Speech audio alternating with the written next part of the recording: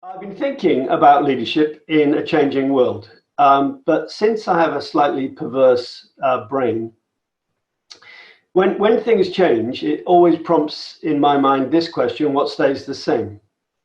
Because not everything can change at the same time. That would defy the laws of physics. So, what's going to stay the same as a key leadership attribute is what I have called before situation sensing.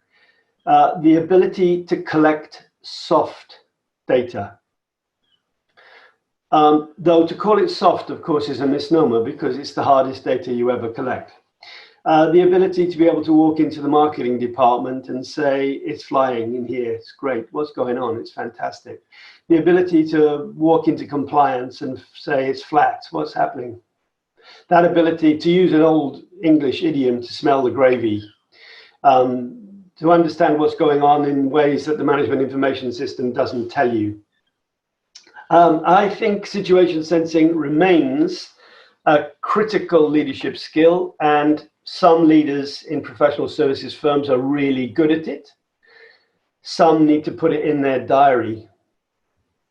Now, in COVID pandemic, it's hard to walk around. In fact, I woke up this morning thinking, why are we Zooming? Why are we on a conference call? Well, we're Zooming because we're looking at each other's faces, and I'm looking at Francesca's study and her houseplants, and whether Segin has organized the books in order to impress us or whatever. I don't know. But we're gaining some sort of data, but of course it's not the same as having a coffee together or walking around the park. When I was at London Business School, I often used to say I did most of my best work in the park, walking around the park. And I think that activity, that leadership skill, unplanned time. See, on a Zoom call, there's an agenda.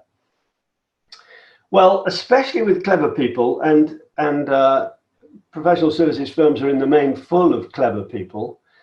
It's not what they say, it's what they don't say that matters.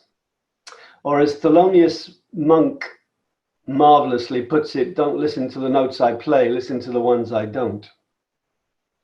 So my first thought is, in these very difficult times, don't forget the role of situation sensing.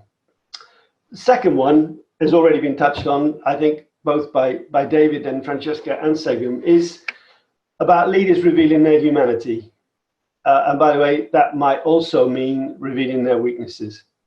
There is still a dreadful tendency in all kinds of organizations for leaders to think they need to be perfect. Well, good luck with that. You'll fail. You'll fail. So when you reveal your weaknesses, you humanize yourself. So situation sensing, something that came out in Richard's opening slides, by the way, adapting to context. Authenticity, I think Sagan used the word authenticity. One of the big misunderstandings about authenticity is it's about being the same all the time. Well, that's wrong. You don't treat your partner the same way as you treat your tennis partner. We play different roles, and when we play different roles, we have to adapt our behavior.